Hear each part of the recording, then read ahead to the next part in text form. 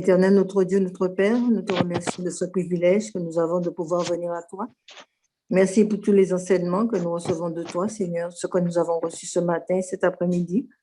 Je te présente Chimène qui va nous distribuer le pain de vie, que tu sois avec elle et que tu sois avec nous afin que nous puissions comprendre le message que Dieu a pour nous. Garde-nous dans ta paix. En Jésus, nous te prions et que toute la gloire te revienne au siècle des siècles. Amen. Amen. Amen.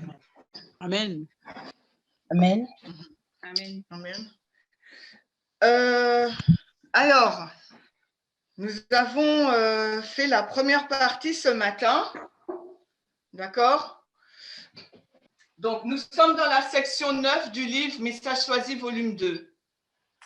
On se focalise sur la citation écrite en 1886, Message choisi, volume 2, page 432.3. Je sais, nous ne l'avons pas encore lu, je sais. Le titre du chapitre de la section 9, coupez vos micros s'il vous plaît. Le titre du chapitre de la section 9, c'est donc c'est à l'approche de la fin. OK? Alors que nous approchons de la fin. Ensuite, dans la section 9, il y a 7 chapitres. Des chapitres 47 à 53. Et nous nous sommes focalisés premièrement ce matin sur le chapitre 47 où elle commence la section 9 et le chapitre 47 en disant « Attention, danger, le peuple de Dieu se trouve en danger de perdre l'esprit du message. » Okay? Donc, et ça a été écrit en 1891. Nous avons essayé de placer cette citation et on l'a placée avant la LD. Le chapitre 48 a été écrit en 1886 et c'est ce chapitre sur lequel on va se focaliser. Donc, nous comprenons que ces 2 chapitres se placent avant la loi du dimanche. Ensuite, on a compris par rapport à l'inspiration, Tragédie des siècles, page 442 en anglais. Il faudrait trouver la page en français, je ne l'ai pas dans ma tête, mais c'est Great Controversy 442 en anglais. Tragédie des siècles, je crois que c'est autour de 478 ou entre 477 et 479, où elle parle de la loi du dimanche qui doit être agitée avant qu'elle puisse être votée. Et lorsque cette loi du dimanche sera agitée, on va voir 2 caractéristiques particulières. C'est-à-dire qu'il y aura un esprit d'intolérance et un esprit de persécution. D'accord? Donc, ça ne veut pas dire qu'on sera persécuté ou tout de suite, vous voyez, mais il y a un état d'esprit. Donc, ça veut dire qu'il y a des idées qui se véhiculent, qui sont intolérantes et qui ont un caractère oppressif. C'est ce que ça veut dire. Ensuite, nous avons été dans la structure de l'Église. Donc, comme on est dans les années 80-90, fin 80-90, on a placé cette période-là sur la structure de la ligne de l'Israël moderne, donc l'adventisme. Et on a vu que cette ligne, on est au point 4, et on a vu que cette ligne de l'adventisme, de l'Israël moderne, peut être lue en progressive, donc 1798 jusqu'au retour de Christ, mais nous, on veut se focaliser sur l'aspect dispensationnel. Donc, et dans l'aspect dispensationnel, on sait que la ligne de l'Israël moderne est en 3 parties. 1798-1863, c'est une histoire d'échec, l'histoire des Millérites. Ensuite, on est dans l'histoire de 1888, qui est également une histoire d'échec. Et ensuite, nous sommes dans notre histoire, l'histoire des 144 000, d'accord, 1999, au second retour. Cette ligne, maintenant, on la compare avec la ligne externe, puisque nous avons vu que la loi du dimanche, c'est une loi qui doit être passée au Congrès, et donc, ça touche l'histoire des nations. Donc, parce que l'adventisme, la ligne de l'adventisme, ce n'est pas elle qui va passer une loi. L'inspiration nous dit que ce sont les protestants, le protestantisme apostat, qui va pousser pour faire passer cette loi. Donc, c'est au niveau des nations, au niveau de l'organe législatif, le juridique. Donc, du coup, on a vu aussi que dans la ligne du protestantisme apostat, il y a également cette même structure, échec, échec, succès. Donc, comme nous sommes dans les années fin 80-90, par rapport à nos deux citations, par rapport à la section 9, donc nous avons placé l'histoire, cette histoire-là, dans la première histoire du protestantisme qui commence en 1863 et se termine dans les années 1900. D'accord? Donc, c'est pour ça que j'ai mis en pointillé pour vous montrer le parallèle. D'accord? Ce sont ces deux histoires. Elles ne sont pas dans la structure, elles n'ont pas les mêmes dates. D'accord? Mais ce sont des histoires-là avec lesquelles on est en train de travailler jusqu'ici.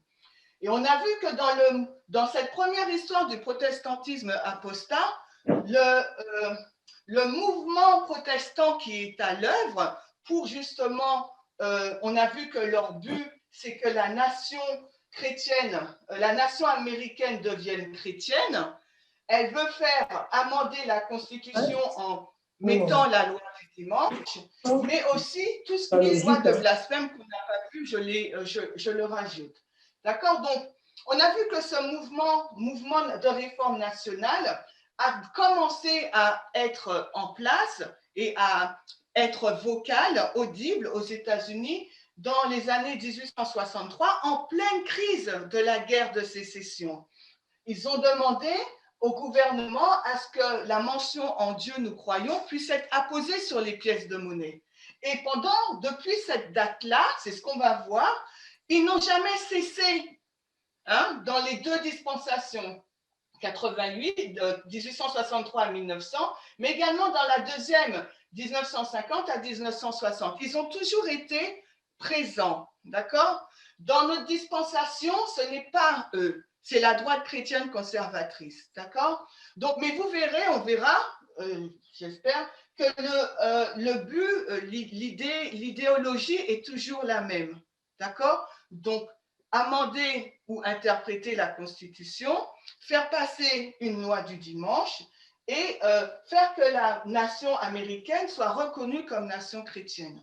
Donc, nous sommes toujours au point 5 et ce qu'on a vu, donc, que cette histoire qui se passe dans les années fin 1880 aux années 1900, on a vu que dans l'année 1888, le sénateur Bill Blair a fait un projet de loi.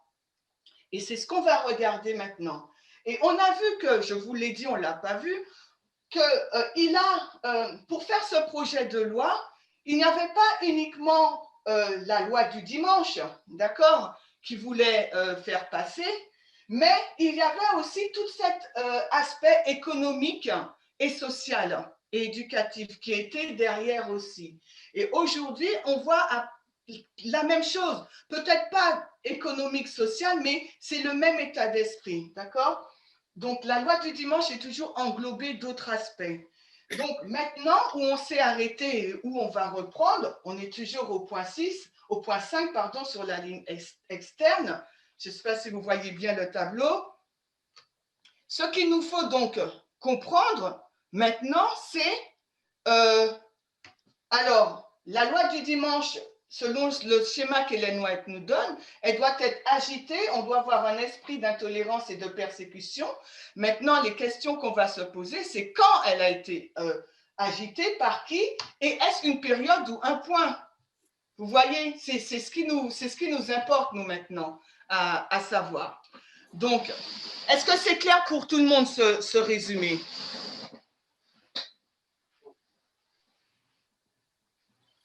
Personne ne répond? Oui, oui. Oui. Il ne dit mot consent, donc c'est clair. Oui. Donc, qu'est-ce qui s'est passé? On va lire donc une première citation pour que on puisse voir à quel moment la loi du dimanche a été demandée et ensuite on va regarder quand est-ce qu'elle a agité. Donc, on va déjà lire, puisque peut-être c'est pas tout le monde qui connaît cette histoire. on va lire la citation. Alors, est-ce qu'il y a quelqu'un? Alors, est-ce qu'il y a quelqu'un qui veut lire? Je peux lire si tu veux. Le 6 avril 1888, la commission sénatoriale de l'éducation et du travail, dont le sénateur H. Blair, président, auditionne les Amis du dimanche. Cette commission est composée des sénateurs suivants. Blair. Alors, tu n'as pas besoin de lire toute la liste des sénateurs. Okay. Tu reprends par le superintendant du département. D'accord, superintendant du département d'observation du sabbat de l'Union nationale des femmes chrétiennes de tempérance a ouvert la discussion en lisant un document exposant les raisons qui les ont poussés à demander une loi du dimanche. Le révérend Kraft, pasteur de la First Union Presbyterian Church à New York, a répété en décembre son discours et le 3 mai 1888, ils ont tous demandé au sénateur Bill Blair de leur écrire un projet de loi. Ok, donc est-ce que c'est clair? Le contexte, on nous passe, je vous ai placé déjà directement dans les années 1888, d'accord? Où la demande a été faite par donc un groupe, par la NRA et aussi l'Union nationale des femmes, voilà, pour faire passer une loi du dimanche. Attention, dans cette citation, la loi du dimanche, pour eux, le sabbat, d'accord, l'observation du sabbat est reliée au dimanche. Donc, quand vous lisez les écrits d'A.T. Jones et autres dans cette époque-là, soyez conscients que lorsqu'on parle de sabbat, il ne s'agit pas du 4e commandement. Il s'agit vraiment pour eux du jour du repos. D'accord?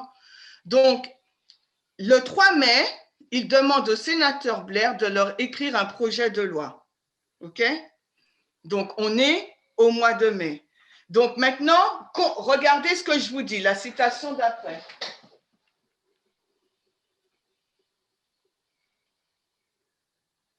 Qui veut lire? Allô, Chimène, je peux poser une question? On m'entend? Oui. Qui est-ce qui a parlé? Béatrice, on m'entend? Oui, tu peux parler un tout petit peu plus fort parce que je ne t'entends pas. Ah oui? Alors attends. Vas-y, c'est bon là maintenant. Vas-y. Ok.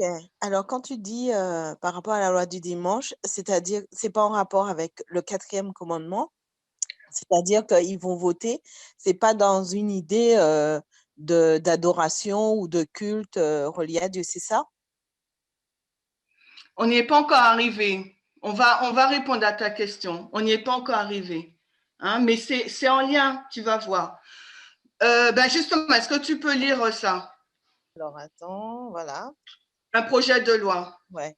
Un projet de loi visant à garantir au peuple la jouissance du premier jour de la semaine, communément appelé jour du Seigneur, comme le jour de repos, et à promouvoir son observation comme jour de travail religieux. Qu'est-ce que tu comprends dans ça? Qu'est-ce qu'ils veulent faire de ce jour, de ce projet de loi visant, qu'est-ce qu'ils comptent faire? Ça sera quoi selon toi? Observation comme jour du travail religieux, mais je ne sais pas trop ce que ça veut dire. Donc, il y a un contexte. Mon but, ce n'est pas d'entrer forcément dans l'histoire externe de 88 parce qu'il y a beaucoup de paramètres que je ne comprends pas. Mais le contexte, on l'a vu un peu ce matin, mais je vais vous le dire. Je crois que j'ai la citation. Alors, attendez, je ne sais pas si je l'ai mise. Non, je ne l'ai pas mise.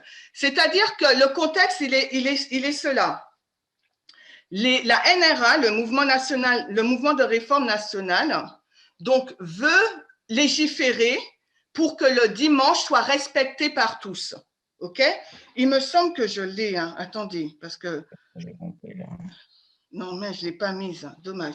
Donc, ils veulent que le dimanche soit respecté par tous. Mais à l'époque, on travaillait quasiment 7 jours sur 7. Tu comprends, Béatrice? Oui. Donc, le jour du sabbat, pour eux, le dimanche, jour du Seigneur, n'était pas respecté. Ouais. Donc, ils ont pris comme levier de légiférer le travail. une cause noble, tu vois, que les travailleurs puissent avoir des syndicats, puissent avoir un jour de repos chômé pour qu'ils puissent pouvoir respecter le jour du Seigneur, le jour du sabbat, de leur sabbat entre guillemets, ainsi que leurs enfants par la suite. Est-ce que tu comprends la dynamique de l'histoire? Ouais, je comprends. Alors, il y a le lien là, bon, c'est en anglais, Béatrice, hein. Il y a le lien, mais quand je vous enverrai le PowerPoint, tu pourras cliquer dessus et tu auras tout l'historique. D'accord. D'accord? Donc, c'est pour ça que je vous disais tout à l'heure et ce matin, le projet Bill Blair, le sénateur Bill Blair, lui, il est à la chambre du travail et de l'éducation. Les enfants, à cette époque, ils travaillaient aussi. Et les parents aussi. Donc, lui, ça part de quelque chose de bien pour lui, de pouvoir légiférer le code du travail. Mais en légiférant le code du travail, les 11 dénominations chrétiennes plus les femmes, l'Union nationale des femmes chrétiennes de tempérance, ils poussent aussi la question religieuse. Et comme on est au Congrès, ils veulent que cette loi du dimanche nationale ne soit pas uniquement pour certains États du Wisconsin ou bien du Missouri ou ailleurs, ou à l'Ohio. Parce que dans certains États, aux États-Unis, vous savez qu'il y en a 50, et la loi américaine, elle est complète, moi je ne la comprends pas. En fin de compte, eux, ils veulent que ce soit dans la Constitution, le document officiel du pays, dans lequel est intégrée cette idée d'identité nationale chrétienne. Il y avait déjà des lois du dimanche, Ellen White dit. Hein, on a déjà lu dans l'événement des derniers jours, elle dit que si on ne peut pas travailler le dimanche, et bon, on va faire de l'évangélisation. Dans certains États, il y avait déjà des lois du dimanche en vigueur. Mais là, eux, ce qu'ils veulent, il ne faut pas qu'on perde de vue, c'est dans la Constitution, que la Constitution soit amendée afin qu'il y ait cette loi du dimanche nationale. Pas une loi du dimanche dans un État. Est-ce que vous comprenez bien la dynamique de 88, des années 88, 90 et compagnie? Oui. OK? Est-ce que c'est… Je n'ai pas les citations, mais je vous ai donné le lien parce que mon but, ce n'est pas d'entrer dans la ligne externe vraiment. D'accord? C'était juste pour vous montrer le contexte. OK. Donc, du coup, maintenant, on va essayer de trouver cette agitation. Est-ce que vous pensez que c'est quand entre le 3 mai et le 21 mai 88 qu'il y a eu on a discuté de ce sujet de la loi du dimanche, ou vous pensez que c'était bien avant? Bien avant. L'inspiration nous dit que c'est bien avant. Bien avant. Donc, j'entends pas. Est-ce qu'il y a quelqu'un qui a parlé? Bon, j'entends pas. Donc, peut-être que vous ne connaissez pas cette histoire. En 1883, moi je l'ai marqué en 1883. J'ai fait un graphique et je vais vous le commenter parce que mon tableau est trop petit. Vous voyez tous le graphique. Nous sommes donc dans cette histoire. Là, je l'ai mis. Là, le graphique que je vous ai mis, c'est la progression de la loi du dimanche. OK? On se concentre sur ça.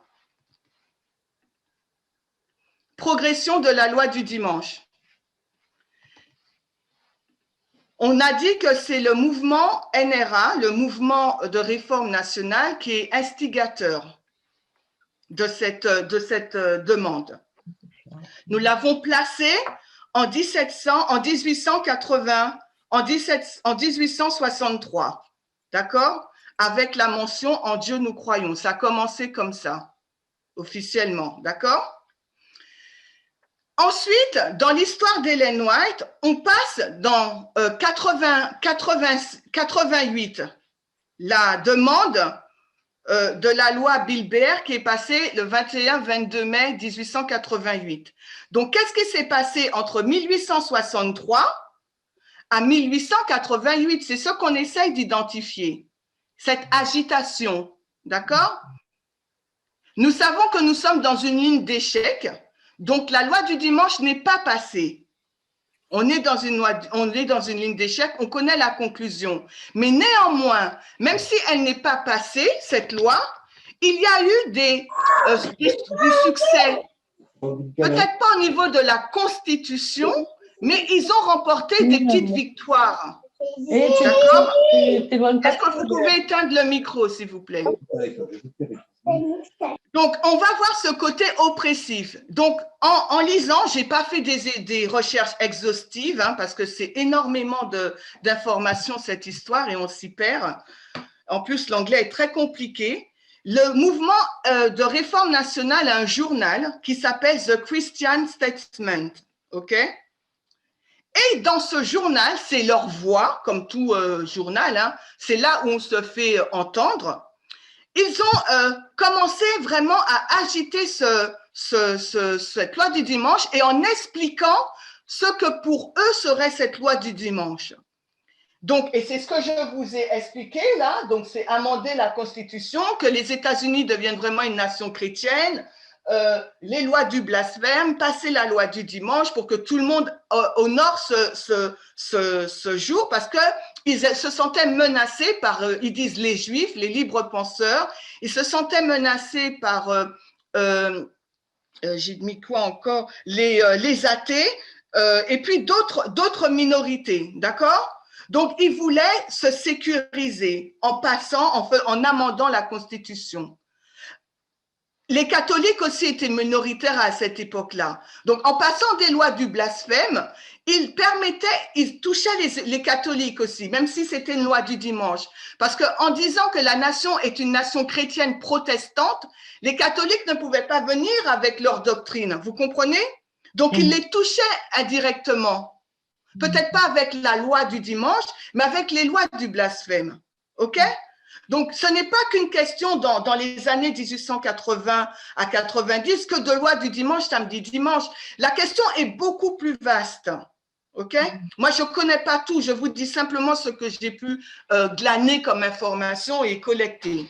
Donc, en 1872, dans leur journal qui s'appelle The Christian Statements, ils expliquent pourquoi ils veulent une loi du dimanche. Et ils disent que tous ces infidèles qui ne veulent pas que les États-Unis soient une nation chrétienne protestante et que de cette loi du dimanche, eh bien, ils peuvent quitter les États-Unis et ils seront aussi privés du droit de vote. Qu'est-ce que ça veut dire? Qu'est-ce que vous comprenez par là? On est en 1872. Par rapport au caractère de la loi du dimanche. Natacha, j'ai besoin d'un feedback, donc j'interroge. Natacha, est-ce que tu vois qu'on voit que le sujet est agité? Qu'est-ce que tu entends? Qu'est-ce que tu comprends par là? Alors, reprends un peu ta question. On est en 1872. Le NRA explique ses motivations et ils disent que si les personnes, les infidèles, ne sont pas d'accord avec leur action, que la nation américaine soit chrétienne, ils peuvent quitter les États-Unis et faire leur propre gouvernement athée, sans que Dieu soit à la tête de la nation. Et s'ils restent, ils seront privés de leur droit de vote. C'est quoi ça? C'est une menace? C'est une menace par rapport aux caractéristiques de la loi du dimanche. Quelqu'un d'autre? Ne plus vendre ni acheter tout ce qui s'ensuit. En fait, lorsqu'on te prive du droit de vote, c'est que tu n'auras plus de droit, quoi. Je ne sais pas si le droit de vote, la privation du droit de vote touche au fait que tu puisses ne pas acheter ni vendre. Mais il y a un caractère oppressif. Le droit de vote, il a été voté quand? Sur le tableau, nous voyons la réponse. Après la guerre civile, en 65, à l'amendement, le 13e amendement, abolition de l'esclavage. Tout de suite après, 1868, c'est une date pour nous dans le mouvement, dans l'histoire des révolutions. On a 1868 qu'on ramène à 2019. On ne rentre pas dans les détails techniques. Mais 1868, c'est une date qu'on doit connaître en tant que prêtre dans la ligne des États-Unis.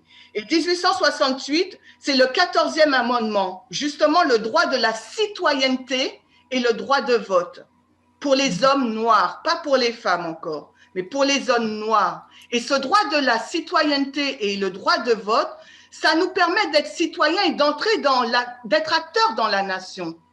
Donc, ceux qui sont en train de dire, si vous ne voulez pas notre loi du dimanche, eh bien, en fin de compte, vous n'êtes pas citoyen américain. Vous n'avez pas votre mot à dire. Vous êtes une personne. Donc, il y a un caractère oppressif, alors que des hommes et des femmes se sont battus pour avoir ce droit. Donc, on voit que ce NRA, ce mouvement de réforme nationale qui veulent mettre en place une loi du dimanche, bien qu'ils se disent chrétiens, n'ont pas le caractère de Dieu. Est-ce que vous comprenez? Tout à fait. N'oubliez pas les caractéristiques de la loi du dimanche. Dans l'étude que j'avais présentée de 1850, on montrait je vous avais montré les caractéristiques. Les États-Unis prétendent être comme un agneau, mais parlent comme un dragon. Et là, c'est ce qu'on voit. Je ne sais pas si vous le voyez. Oui. OK. En 1869, il y a eu le 15e amendement. Là aussi, le droit de vote, mais pour toutes les races. En 1868, c'était pour les hommes noirs. Les Amérindiens n'étaient pas inclus dedans. Et les minorités et les autres pays, d'accord? Les autres nations, les immigrants. Maintenant, ils disent oui, en 69, tous les hommes, toutes races, sans distinction de religion, peuvent voter. Mais en 72, le NRA, en voulant passer donc leur loi du dimanche, ils disent tous ces combats-là, eh ben, c'est négatif, on les raye de la carte. Donc, il y a bien ce caractère oppressif. D'accord? De la loi du dimanche. OK? Donc, maintenant, on continue. Là, c'est dans leurs journaux. Ils continuent. Donc, on peut marquer à partir de là que la question de la loi du dimanche est agitée. C'est pour ça que moi, je le mets en 72. Mais on peut le mettre vraiment en 63. D'accord? Mais je le fais partir en 72.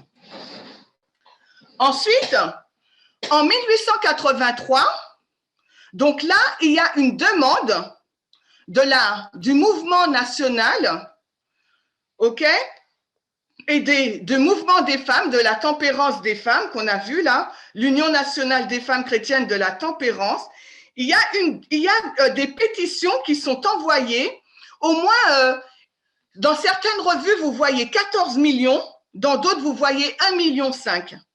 Des pétitions sont envoyées justement pour que tout ce qui est parade, commerce inter-État et la poste puissent être arrêtés le jour du sabbat qui est le dimanche pour eux. Donc déjà en 83, avant qu'ils ne demandent à Bill Blair en 88 de faire passer la loi du dimanche, le sujet est déjà agité. OK? Ensuite, en 84, là aussi, il redemande, il renvoie de nouveau des pétitions, toujours pour qu'il n'y ait rien qui se passe le dimanche. En 86, pareil. Bref, je vous montre toujours la progression. Donc, si vous cherchez dans les écrits des pionniers, vous pouvez trouver facilement avec ces dates que je vous ai données, 1872, 1883, 1884 et 1886, l'agitation au niveau de la loi du dimanche. Et vous voyez là, je vous ai mis la référence AMS, c'est American Sentinel, de l'année 1886, et vous verrez que de janvier à décembre, tout le sujet porte sur la loi du dimanche. D'accord? Et il remonte jusqu'à l'année 72. Donc, vous avez un peu tout l'historique, mais c'est en anglais, donc, et c'est beaucoup de pages à lire, mais je vous ai mis la référence pour que vous puissiez faire vos propres recherches et lire. Ensuite, il est vrai que la citation à l'étude de ce matin, c'était 1891 et on l'a placé avant la LD. On a vu que là, en 1888, il y a la loi avec le sénateur Bill Blair. D'accord? Et l'autre, la citation que je souhaite me focaliser dessus en interne, elle est en 86. Alors, comment réconcilier? Comment comprendre cette progression de la loi du dimanche? Est-ce que pour vous, la loi du dimanche, dans l'histoire de 1888, dans l'histoire de 1863 à 1900, est-ce que le 21 mai 1888 ou est-ce autre chose? Est-ce un point ou une période en gros? Je vous écoute. Est-ce que vous comprenez ma question? Oui, c'est une période. Je pense. Est-ce que Josiane, est-ce que tu es connectée? Est-ce que tu veux parler? Oui, je suis connectée, mais je ne peux pas parler. Ah, excuse-moi alors. Non, je comprends. Jean-Michel, comment tu comprends ça? On voit là l'agitation de la loi du dimanche. On l'a compris, on l'a placé à partir de 1872, mais on peut remonter jusqu'en 63. Mais quand j'ai placé ce matin les citations des chapitres 47 et 48, il y en a un en 1791, c'est le chapitre 47. L'autre, le chapitre 48, il est en 1886. Et je vous ai dit que ça se place avant la LD. D'accord? Ça se place avant la LD. Et on doit voir aussi donc la progression, l'agitation de la LD.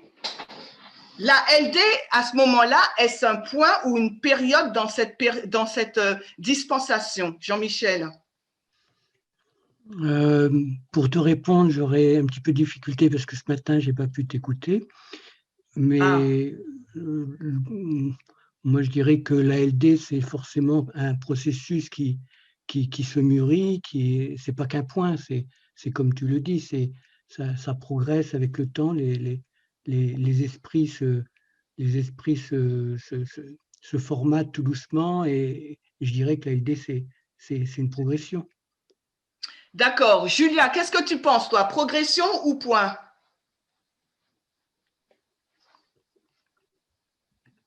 Julia, est-ce que tu es là? Alors, si Julia n'est pas là, est-ce que quelqu'un d'autre veut répondre? Juste une autre réponse. Donc, je vais demander à Jean-Marie. Ah, pardon. Alors, vas-y, qui est-ce qui parle? Je ne sais pas. Je penserais à une période. Qui est-ce qui parle? Je ne sais pas c'est qui. C'est Johanna qui a parlé. Johanna, une période. Est-ce que tu peux expliquer? Alors, parce que tu dis effectivement que la LD, elle est agitée de 1872 à 1886. Donc, ce n'est pas un point, c'est une période. OK. Donc, ce qu'il faut retenir, c'est que le mouvement national de réforme a obtenu des succès, et on va les voir. Il a obtenu des succès parce que son projet de loi est arrivé jusqu'au au Congrès, puisque le sénateur, il travaille au Congrès. Il a fait un projet de loi, ça a avorté, d'accord? Mais au niveau national, pour que dans la Constitution, ça soit inscrit, ça a avorté. Okay? La loi du dimanche national n'est pas passée. Mais regardez après ce qu'elle dit. Après, on est dans les années, alors elle est où? Regardez ce qu'elle dit. Est-ce que quelqu'un peut lire cette citation en rouge, à partir du rouge?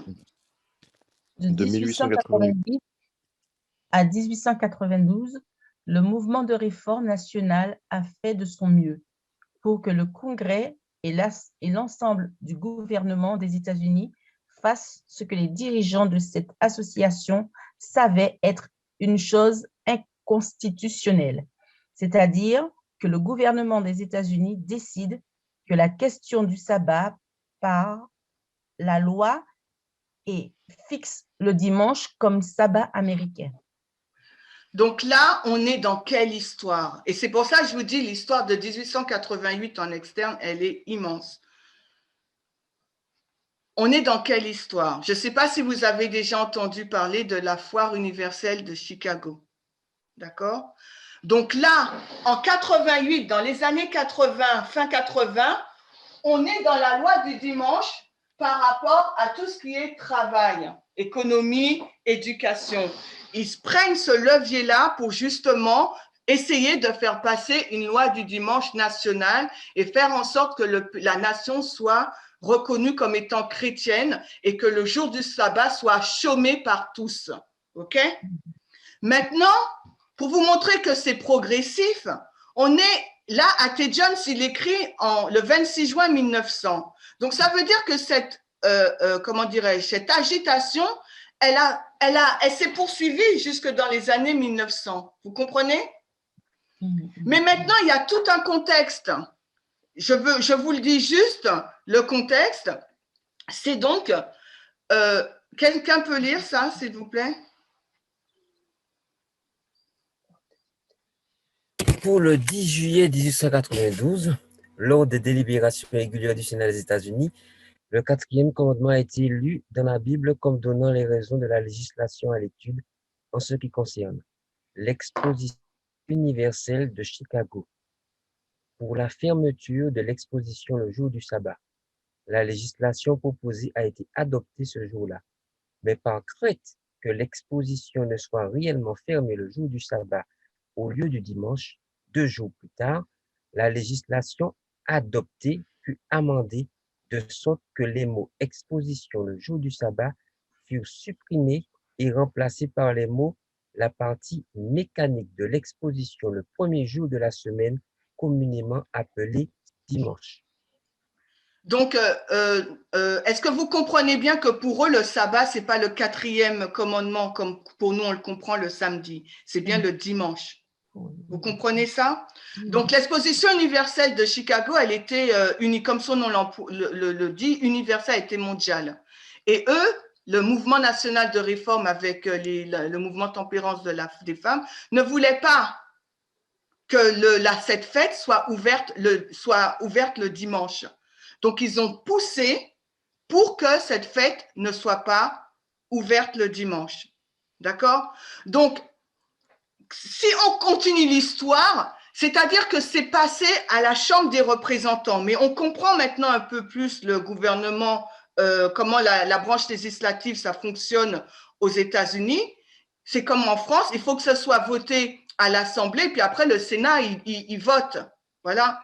Donc, c'est passé à la Chambre des représentants, mais après, au-delà, j'ai pas trouvé d'informations disant que ça a été voté par le Congrès. D'accord?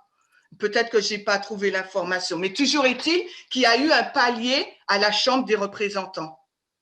Donc, cela nous montre que cette agitation de la loi du dimanche, ce n'est pas un point, on ne peut pas montrer qu'un seul point. On peut montrer plusieurs dates.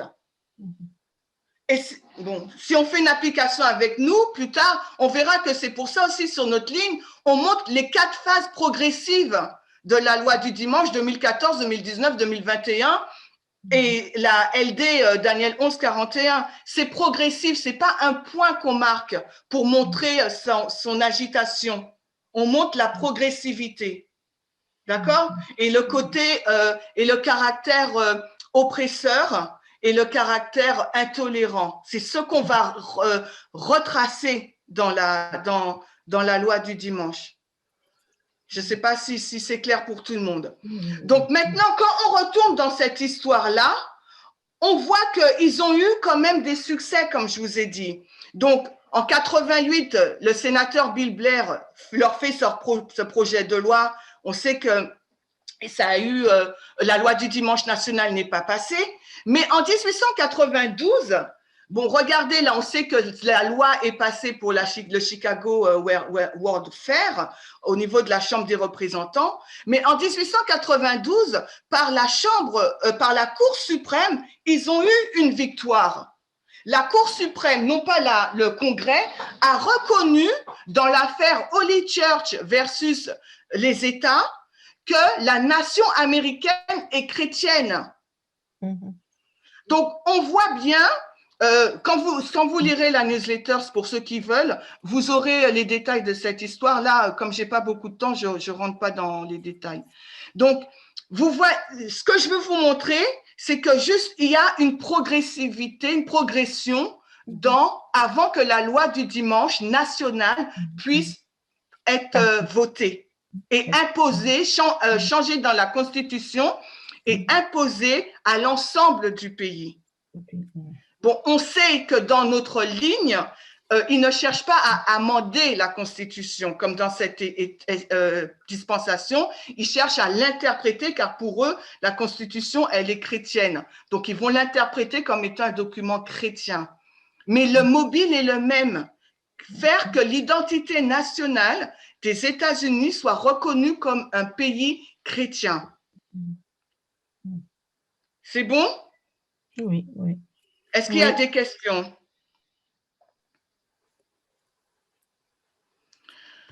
OK. Donc, en voulant faire cela, en voulant amender la Constitution ou faire passer une loi du dimanche au niveau du Congrès, cela signifie que ce que Dieu a, rappelez-vous, Ellen White, elle nous dit que la force des États-Unis, c'est quoi? La force des États-Unis, c'est quoi, elle nous dit? Dans la tragédie des siècles. Elle nous dit deux choses.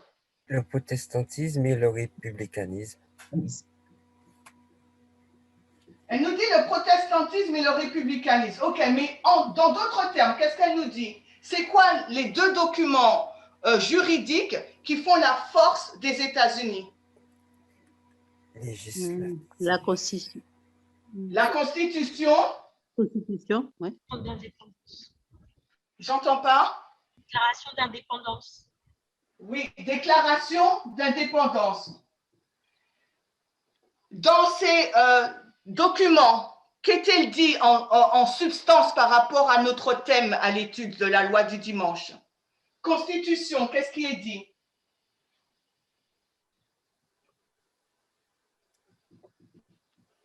Le premier amendement, qu'est-ce qu'il dit?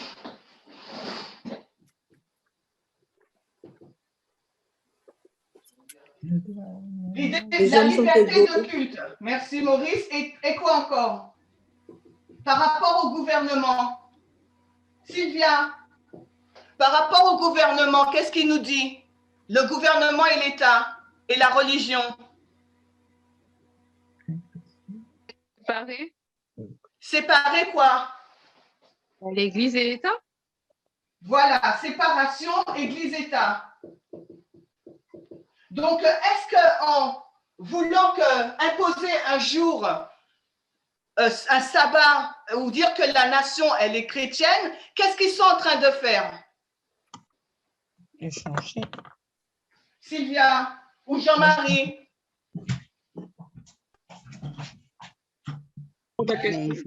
Ils font pas la séparation.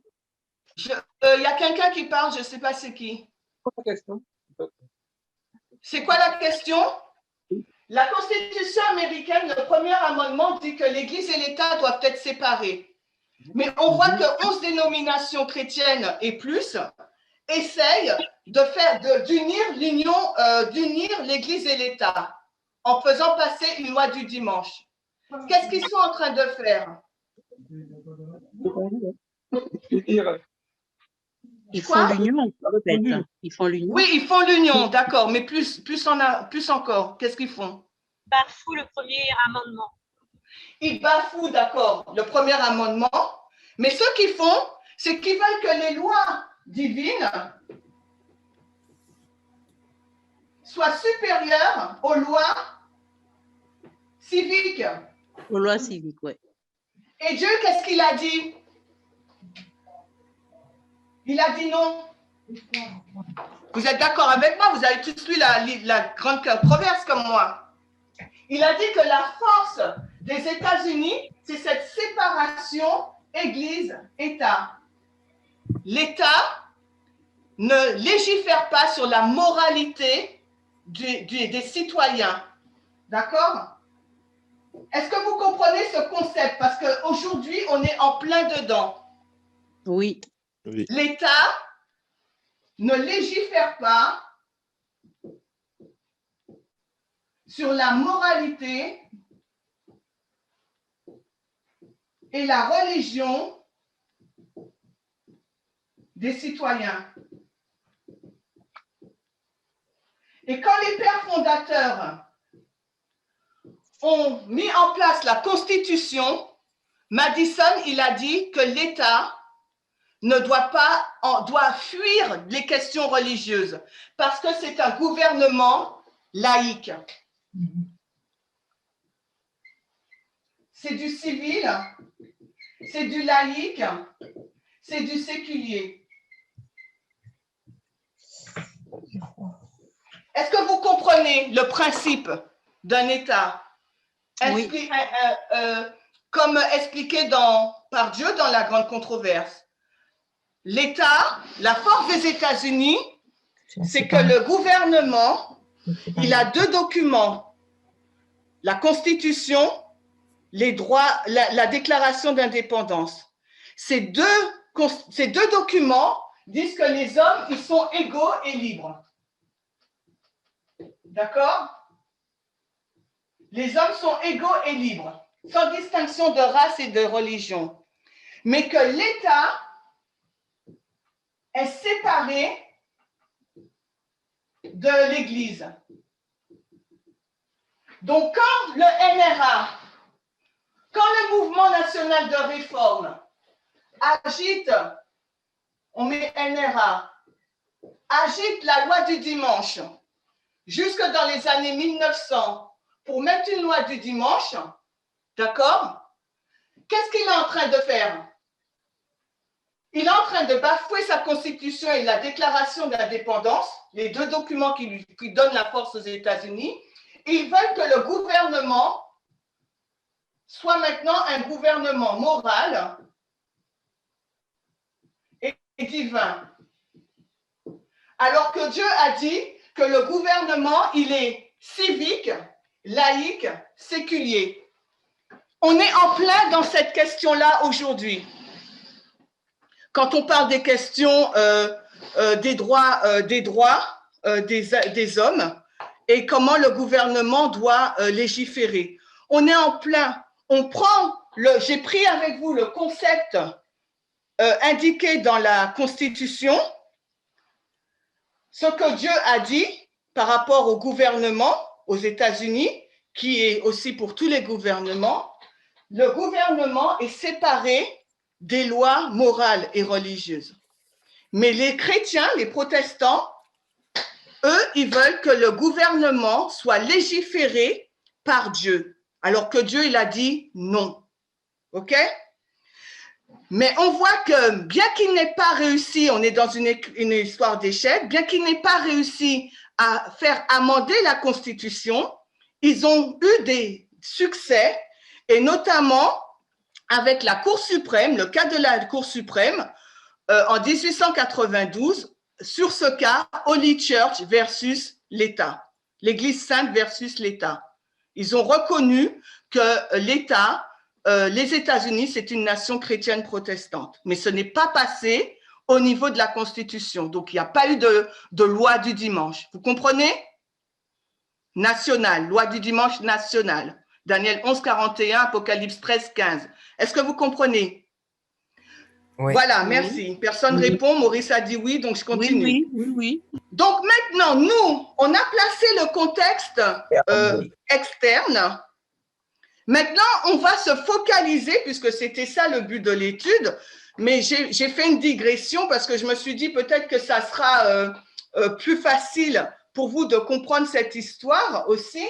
Donc maintenant, on va faire on va essayer de comprendre cette citation que j'aimerais depuis ce matin entrer dedans, quoi.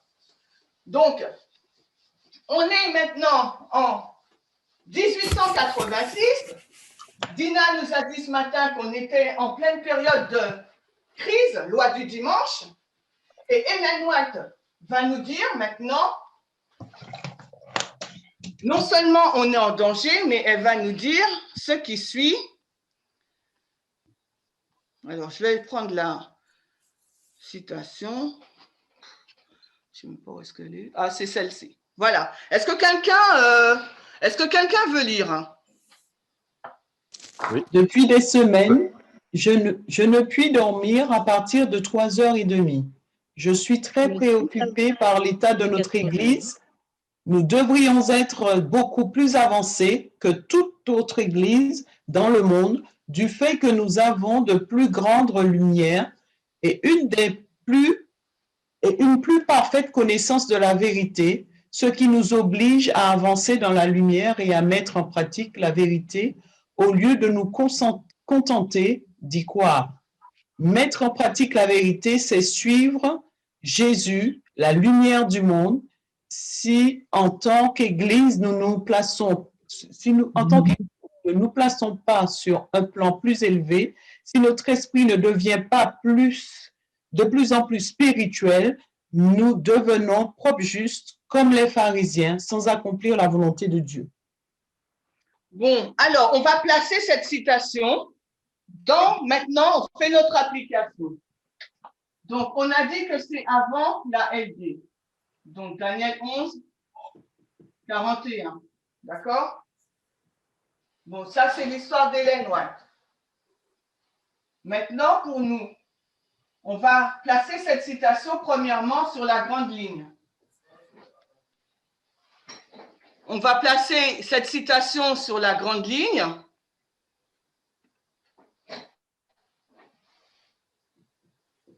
La ligne des 144 000. On va placer nos 5 balises.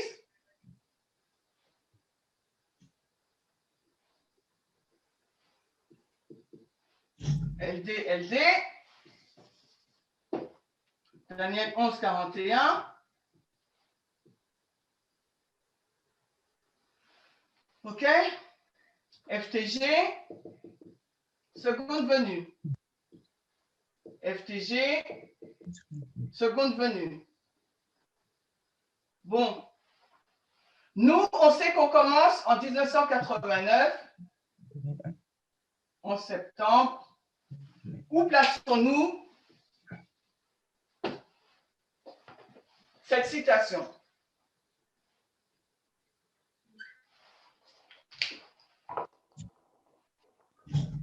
Alors, est-ce que vous avez des propositions?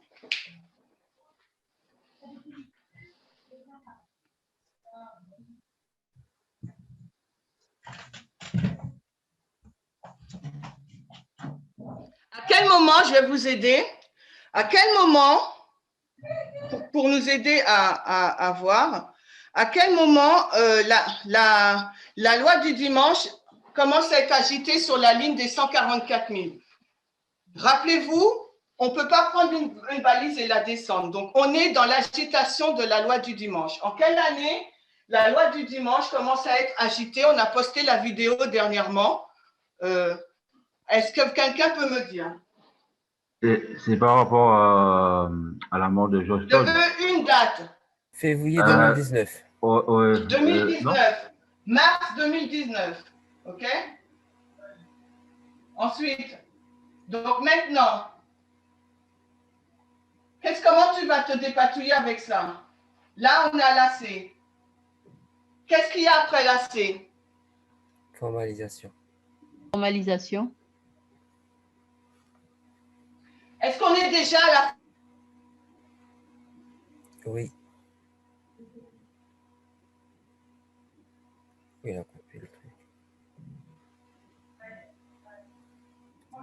Bon, je ne vais pas compliquer l'histoire. Je vais laisser comme ça. Alors, est-ce que tu placerais là, là ou là ou là? Où tu places la LD? J'étais déconnecté, Maurice? Oui. On n'a pas entendu. Donc, je vais vous dire, comme on est à l'accroissement de la connaissance de nos jours, donc cette citation, on va la mettre là. On n'est pas encore arrivé à la formalisation. On est obligé d'actualiser cette citation. La citation, elle nous parle donc de le titre, je ne vous l'ai pas dit, une purification nécessaire. Avant donc la LD. Quand vous lirez le chapitre, vous verrez. Une purification nécessaire avant la LD. Nous, en 2021, nous sommes pas encore arrivés à la formalisation de la loi du dimanche. On y arrive. OK? Donc, on ne peut pas placer cette citation-là, puisque même dans le temps, on n'est pas encore là. OK?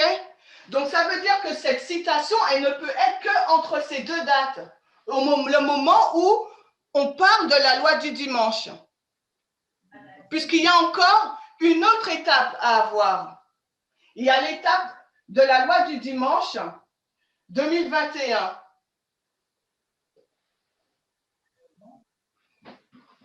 Donc, pour nous, on comprend que l'agitation, que la loi du dimanche, elle est progressive. Elle a commencé en 2014 au niveau des prêtres, 2019 pour les Lévites, 2021 pour les Nétiniens, et ensuite, LD, Daniel 11, 41. Ce qui fait que on place cette citation pour nous les prêtres, d'accord? S'il faut maintenant la fractaliser, pour nous les prêtres, on va placer cette citation là, juste avant la fin de notre ligne, parce qu'on n'est pas dans la...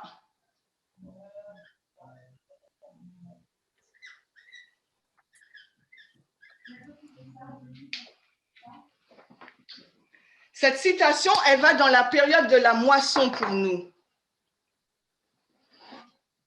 On ne voit pas la troisième ligne. Montez le tableau. Pardon? On ne voit pas la troisième ligne. Le tableau est caché. Je reprends. Là, dans l'histoire des Millérites, dans l'histoire de l'Adventisme, la deuxième histoire, la loi du dimanche se place, cette citation à l'étude, purification nécessaire, se place en 1886, avant que la loi du dimanche arrive. On a vu qu'il y a eu d'autres étapes pour la loi du dimanche. D'accord? C'est une progression. Maintenant, on va prendre cette citation, la mettre dans la ligne des 144 000. Dans la ligne des 144 000, à quel moment la loi du dimanche est agitée? Dans la ligne des 144 000, c'est en 2019. Donc, on ne peut pas la placer avant, puisque c'est en 2019 sur la ligne des 144 000 que la loi du dimanche est agitée, qu'on a commencé le 5 mars 2019 au camp meeting du Brésil. L'ancienne thèse a parlé en nous montrant le caractère, les actions justement de ces mouvements, ce mouvement national de réforme, et A.T. Jones, comment il a été devant le Congrès pour justement contrecarrer cette loi. OK? Donc, sur la ligne des 144 000, on ne peut pas placer cette citation avant, puisque sur la ligne des 144 000, c'est en 2019 que le sujet est agité. Maintenant, on va fractaliser cela, puisque c'est notre période qui nous intéresse. On va fractaliser cette ligne. Et pour nous, donc, nous sommes, donc, si on la place en 2019, sur la ligne des 144 000, les prêtres, la fractale, on est entre 2019 et 2021. Puisque Oui, notre ligne se termine en 2021. Oui. D'accord? Donc, il faut fractaliser la ligne des prêtres par rapport à la ligne des 144 000 sur là où nous nous situons. D'accord? Et le point, c'est à quel moment la loi du dimanche est agitée sur la ligne des 144 000. 2019. OK? L'accroissement de la connaissance, 2019. Maintenant, on fractalise cette ligne des 144 000 avec la ligne des prêtres. La ligne des prêtres, la loi du dimanche est agitée en 2014, mais ça ne correspond pas à la ligne des 144 000. Ce qui correspond à l'époque de la ligne de 144 000, c'est on va partir de 2019 et suivant. Mais on ne peut pas aller trop loin, puisque la ligne des prêtres se finit en 2021. Donc, on est cantonné dans cette dispensation 2019, au moment où l'agitation est faite, à 2021. Donc, on est dans la période, donc, de la moisson pour nous.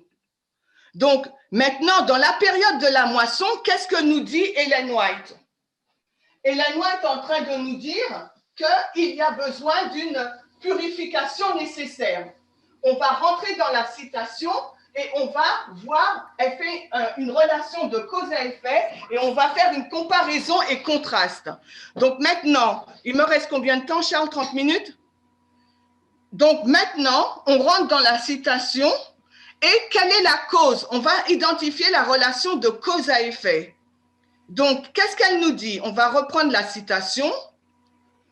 C'est quoi la cause? Elle nous dit, on l'a vu le 27 février, donc elle nous dit que l'Église, je vous dis la cause, l'Église a reçu de plus grandes lumières, d'accord? Elle a reçu une plus parfaite connaissance de la vérité. Qu'est-ce qu'elle aurait dû? Quel aurait dû être l'effet de cela?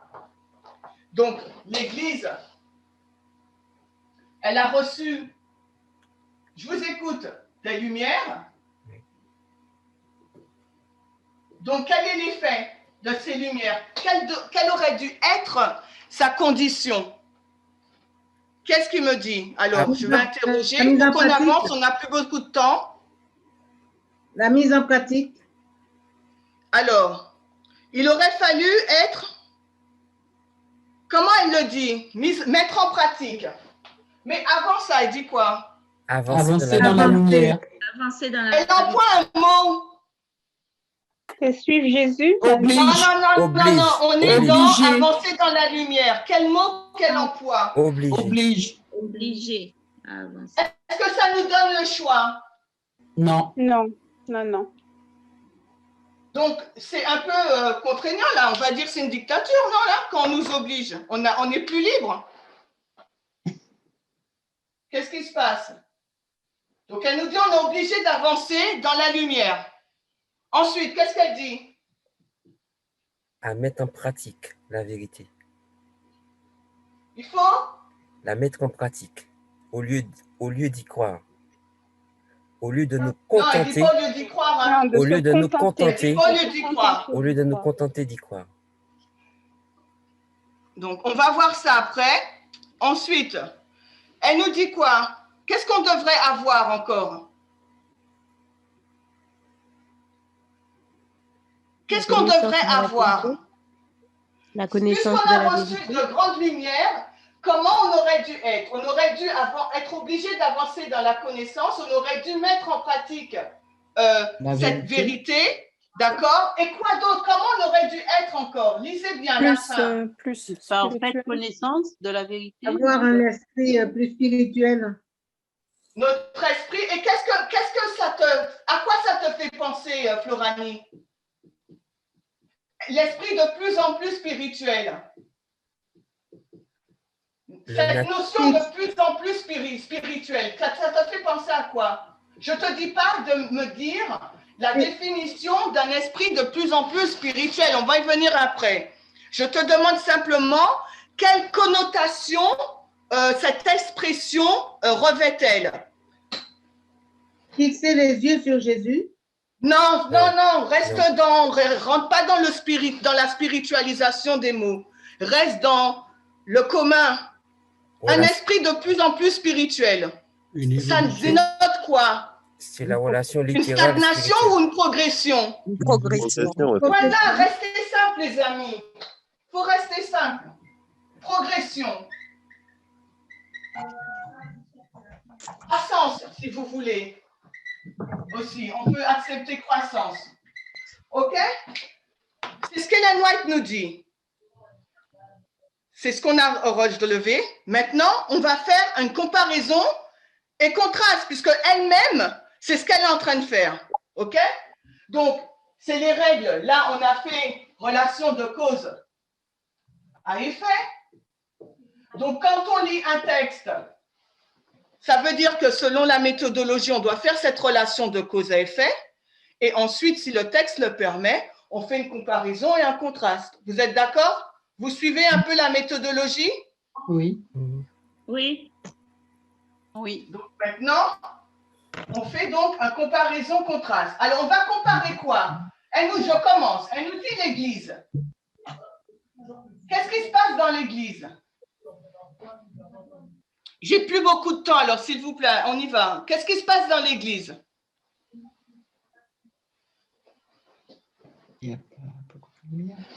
Alors, je vais interroger. Qu'est-ce qui se passe dans l'Église? Guylaine, elle est là? Pardon? Elle stagne. L'Église stagne. C'est un fait certain. Mais là, on fait une comparaison avec deux groupes. Alors, dites-moi quels sont les deux groupes. Gérard. Pas de phrase, hein, je veux juste des mots. Soyez concis. Quels sont les deux groupes? Dans l'Église, il y aura deux groupes. Alors, lesquels? Propre juste. Éclairé. Alors, j'ai entendu Gaël. Gaël, tu m'as dit? Propre juste. Propre juste. On va définir c'est quoi propre juste plus tard, si on a le temps. Et ensuite, s'il y a propre juste, le texte ne nous dit pas, mais l'enseignement parabole nous permet de faire quoi? Une comparaison contraste. Même si le mot n'est pas indiqué, en comparant et en contrastant, nous pouvons comprendre ce que la Bible dit. Par exemple, les béatitudes, Matthieu 5, quand Jésus dit « heureux ceux qui », il s'adresse qu'à une catégorie, mais c'est implicite l'autre catégorie. D'accord? Donc, s'il y a des propres justes, d'un côté, il y a qui? Les jeunes de l'autre côté. Les justes. Les justes, merci. Il y a les justes. Maintenant, on va lister les caractéristiques. Qu'est-ce qu'elle nous dit? Allez-y, parce qu'on n'a plus beaucoup de temps. Charles, tu ne m'as pas dit combien il me reste. Je n'ai pas vu, à moins que je n'ai pas vu. Accomplir la volonté de Dieu et ne pas Alors, accomplir ils la vont... volonté de Dieu. Avancer. Alors, il faut qu'on arrive à... Alors, qu'est-ce que tu m'as dit, pardon? Vas-y, excuse-moi. Avancer. Avancer. Avancer dans quoi? Dans la lumière. Dans la lumière. Avancer dans la lumière. Donc, l'autre, qu'est-ce qu'il va faire? Reculer. Il va reculer? Faire du sur On va place. simplement dire qu'il n'avance pas. Faire du sur place. Je ne sais pas s'il fait du sur place, mais il n'avance pas dans la lumière. Ensuite, qu'est-ce qu'elle nous dit? Mettre en pratique. Hein? Mettre en pratique. Mettre en pratique, ok. Elle dit que mettre en pratique, ça veut dire suivre Christ. Ok. Donc là, ça veut dire ne met pas en pratique, c'est ça? Oui. Oui, c'est ça. Oui. Donc là, qu'est-ce que vous êtes en train de faire? Comparer. En faisant comme ça, vous faites quoi? Vous me montrez quoi? La comparaison ou le contraste? Le contraste. Le contraste. Et moi, je veux la comparaison, à moins que je ne vous l'ai pas dit. Alors, si vous permettez, on efface le contraste. Je veux la comparaison. Je commence. On croit. Croire en Jésus. Il croit en Jésus. Continuez. J'en donne un autre. Ils aiment aimer la parole de Dieu. Ils aiment aussi la parole de Dieu. Ensuite, Mettre en pratique la vérité. ils prient. Alors, ils prient. Nous prions. Ils jeûnent. Oui. Ils étudient la Bible. Ils prient. Ils jeûnent. Ils étudient la Bible. Ensuite, mais c'est moi qui fais tout. Dans l'Église, les deux groupes, ils font la même chose. Oui. Je paie ma dîme. Ils ne payent pas leur dîme? Oui. Oui, Eh bien, tout à- dites-moi. Je paie ma dîme. Oui. J'aurais dû mettre paie la dîme. Bon, enfin, j'aurais pas dû mettre à l'infinitif. Bon, payer la dîme et les offrandes. Eux aussi. Bon, alors, pour que vous puissiez comprendre, les propres juifs, c'est qui? Qu'est-ce qu'elle dit dans le texte? C'est qui les propres juifs? Pharisiens. Parce que j'ai l'impression que vous ne comprenez pas ce qu'on est en train de faire. Comme les Les pharisiens. pharisiens, c'est les propres juifs. Juste. Donc, est-ce que les pharisiens ne faisaient pas, est-ce que les disciples, si vous voulez disciples, on va mettre disciples, d'accord? Puisque là, elle nous emmène dans quelle histoire quand elle dit pharisien? Elle nous emmène où? Fin de l'Israël ancien. Elle nous emmène dans l'oméga. Elle nous emmène dans l'oméga de l'Israël ancien. Donc, elle compare les pharisiens avec les disciples de Jésus. Oui. Donc, est-ce que les disciples de Jésus ne croyaient pas en Dieu, en Jésus? Oui. On va mettre en Dieu. Ils croyaient en Dieu. Ils croyaient en Dieu. D'accord? Ils aimaient la parole de Dieu, eux aussi ils aimaient la parole de Dieu. Ils priaient, jeûnaient, ils étudiaient la Bible, eux aussi. Ils payaient la dîme et les offrandes pareilles. Qu'est-ce qu'ils faisaient encore pareil? Les aumônes. Les aumônes? Bon, ça, je ne sais pas c'est quoi. Mais bref, ils respectaient le sabbat. Plus prophète. Donc, respect du sabbat et prophète. Maintenant, c'est quoi le contraste? Maintenant, dans la comparaison, c'était tous des juifs et ils avaient tous les mêmes pratiques. Ils offraient des sacrifices pareils. Vous êtes d'accord? Et Ellen White, elle nous dit il y a un contraste. Donc maintenant, la comparaison, elle est là. Ils sont identiques, si on peut dire. Ils ont la même croyance. Mais il y a quelque chose qui diffère. C'est quoi? C'est quoi le contraste? Je vous écoute. Le fait de ne pas faire la volonté de Dieu. Voilà. Alors, ne pas faire la volonté de Dieu. Le texte, il dit ça? Sans accomplir à la fin, sans accomplir la volonté de Dieu. C'est pareil alors, ok? Donc ça veut dire qu'eux, ils accomplissent. Ok? Ensuite, qu'est-ce qu'elle nous dit? Il y a ceux qui mettent en pratique la vérité et les autres se contentent d'y croire. Voilà, donc là, tu mets où croire? Propre juste ou pharisien? Ou disciple? Propre juste. Propre juste. Donc, se contenter. Ensuite. Et mettre en pratique, c'est les autres. C'est juste.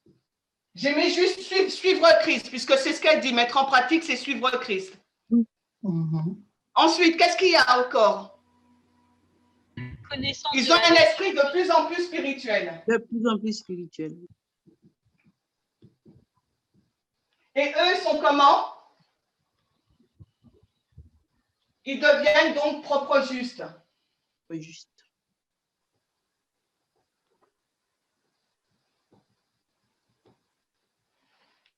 Donc, Ellen White, qu'est-ce qu'elle est en train de faire?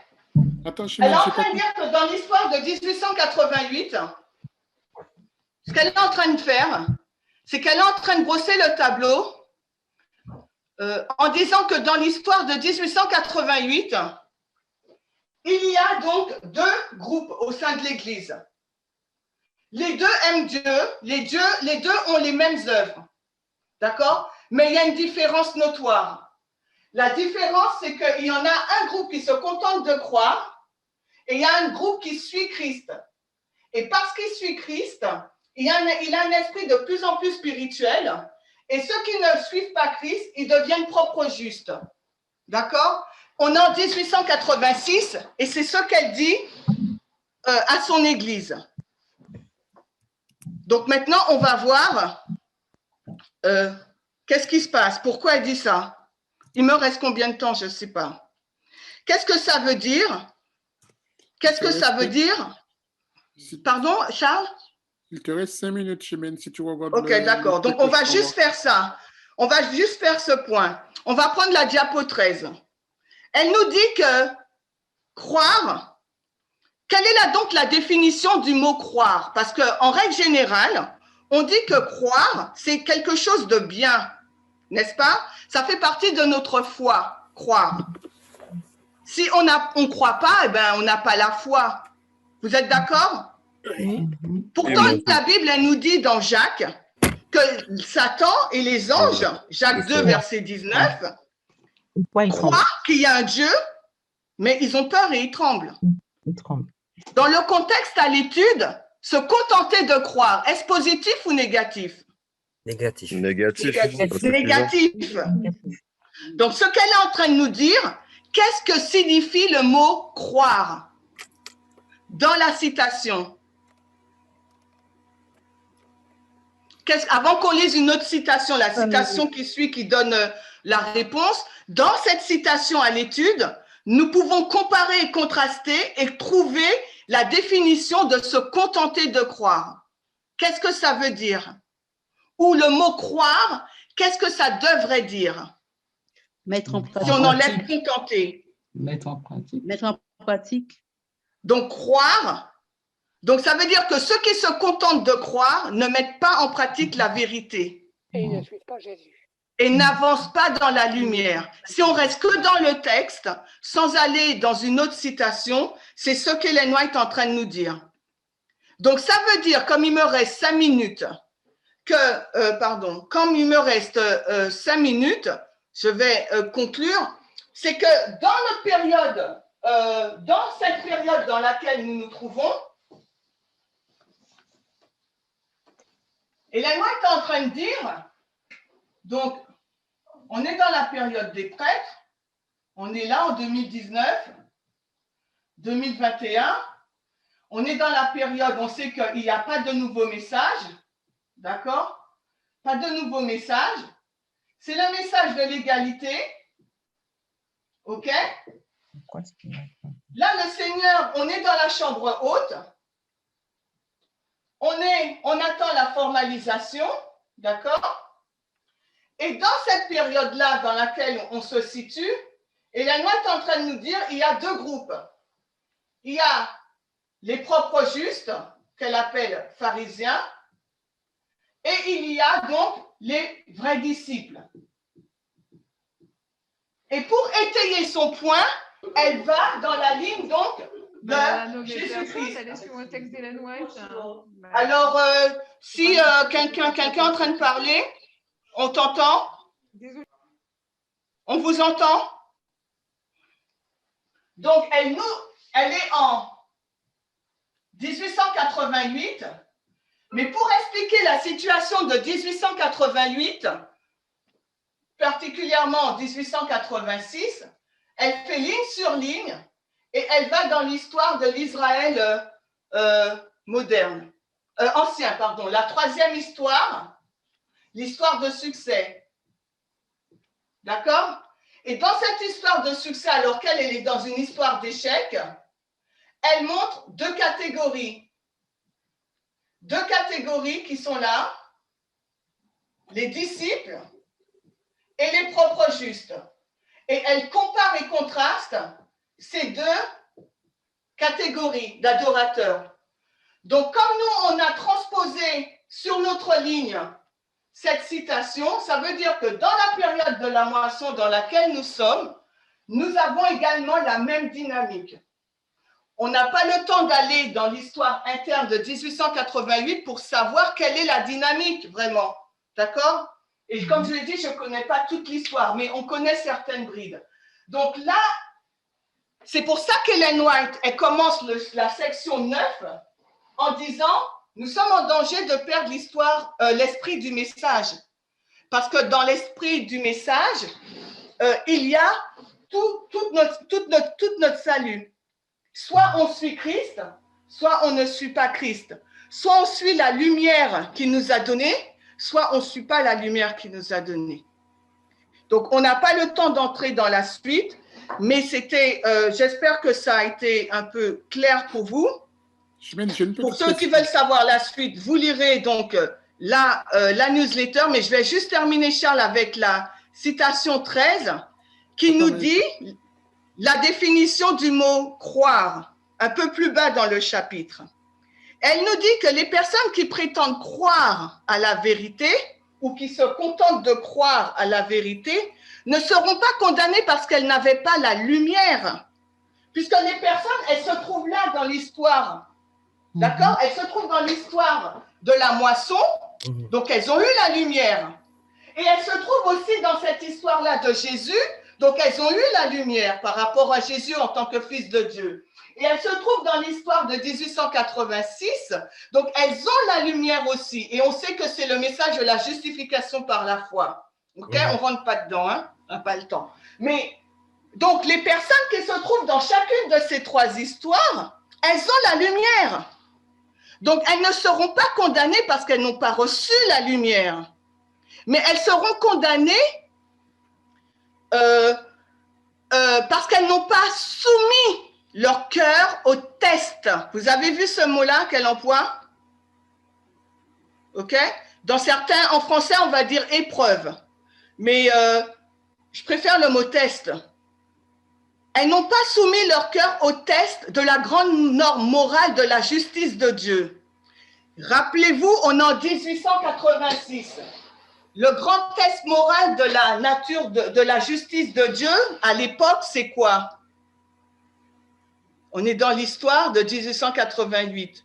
La controverse sur la loi du sabbat, c'est sabbat versus dimanche. Je ne sais pas si vous me suivez.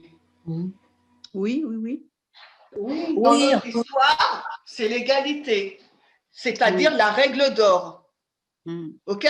Donc maintenant, elle est en train de nous dire que c'est pas faute d'avoir reçu une grande lumière, mais c'est parce qu'on n'a pas soumis la soumission, être converti de cœur et d'esprit au test de l'égalité sur la grande norme morale, comment on traite l'autre.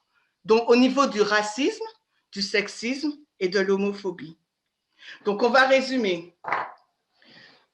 Nous, on est dans l'histoire de 1888 au niveau de la ligne externe. On voit qu'on est dans la période de crise de la loi du dimanche et qu'on a donc des mouvements, le Mouvement national de réforme et d'autres, l'Union des femmes, qui veulent faire en sorte qu'il y ait une loi du dimanche, un jour de repos chômé au niveau du travail ou autre, pour que les gens puissent observer ce jour religieux. Ils veulent que cela soit voté au Congrès et amendé, inséré dans la Constitution, donc amendé. Et on a vu que s'ils font cette demande, mais la loi du dimanche doit être agitée. On a nommé à partir de 1863, elle a agité, mais en 72, déjà dans leurs journaux, ils étaient déjà en train d'expliquer le caractère même de la loi du dimanche qu'ils voulaient mettre en place. Donc, cette loi, elle était déjà agitée. Et c'était de supprimer le droit de vote et de citoyenneté des hommes, d'accord? Qui avait été durement acquis en 1868-69. Donc, maintenant, on voit un caractère oppressif et intolérant.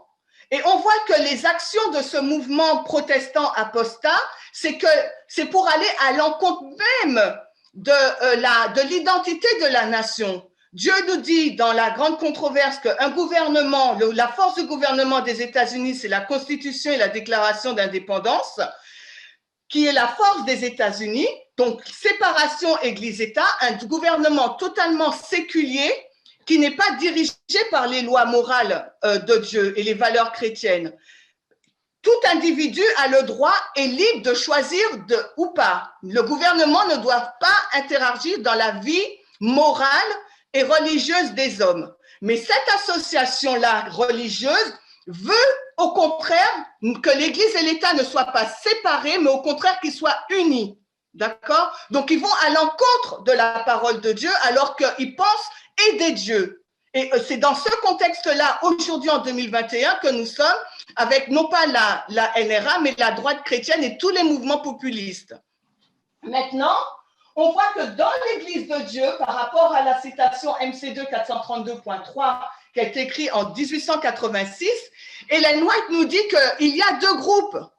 Et pour identifier ces deux groupes, elle fait ligne sur ligne et elle va dans l'histoire de Jésus, la ligne oméga de l'Israël ancien, et elle compare les disciples et des pharisiens. Et on voit que quand on fait une comparaison, les deux ont les mêmes pratiques religieuses. Ils prient, ils jeûnent, ils paient leurs dîmes, ils respectent les prophètes et le sabbat, etc., etc.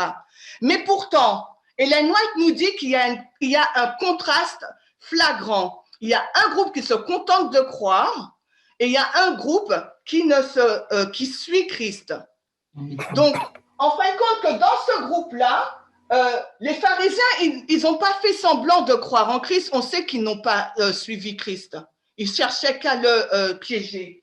Mais c'est pour ça que Christ les appelle sépulcres blanchis et disait aux hommes de ne pas faire, je crois qu'il disait ne faites pas ce qu'ils disent ou faites ce qu'ils disent mais ne les imitez pas, je ne sais plus, quelque chose comme ça.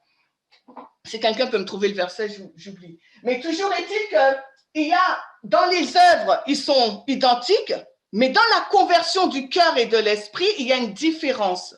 Parce qu'il y a un groupe qui a soumis son cœur au test de la grande norme morale de la justice de Dieu, et il y en a un qui n'a pas soumis son cœur au test. Et Ellen White nous dit, par rapport à ça, c'est pour ça que leur caractère n'est pas semblable au modèle divin. Et ce qu'il faut qu'on comprenne dans cette histoire de 1886, quand on superpose avec la nôtre, c'est que Dieu, lui, son but, c'est de pouvoir révéler son caractère. D'accord? Il veut que la restauration, en fin de compte, c'est qu'on puisse... mince. Je ne trouve pas la citation, c'est dommage. Mais la restauration, c'est que le caractère de Christ soit révélé. Et son caractère est révélé par rapport aux vérités et aux lumières qu'il nous donne. Donc, j'espère que ça a été un peu... C'était un exercice que je voulais faire. Je savais que je n'aurais pas eu le temps de tout présenter. J'espère que pour vous, ça a été un peu clair pour vous montrer un peu comment on lit, comment on place dans la ligne interne, externe, comment on essaye de mettre en place les choses pour avoir un contexte assez large de la situation. Et si, comme je vous ai dit, si vous voulez savoir la suite, vous avez la newsletter qui va être publiée la semaine prochaine, si Dieu veut. Je vous invite, est-ce qu'il y a des questions?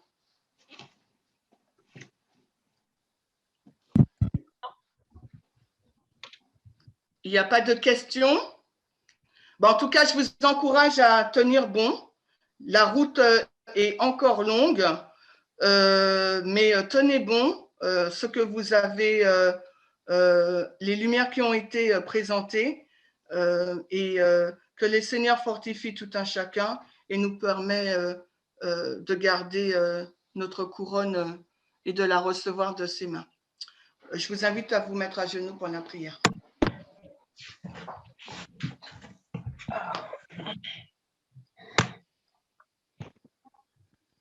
Éternel Dieu, notre Père, nous te remercions, Seigneur, pour cette journée de sabbat. Te remercions pour toute cette richesse que tu nous permets de comprendre. Nous te demandons vraiment de nous aider à avancer sur cette route étroite, mais qui mène, Seigneur, jusqu'à la cité céleste. Nous savons qu'il y a encore la formalisation du message qui va arriver bientôt, qui va tuer encore une partie de nous-mêmes pour que nous puissions te donner encore plus la place et que nous puissions vraiment refléter ton caractère d'amour, déjà dans nos vies, entre nous et aussi dans le monde entier.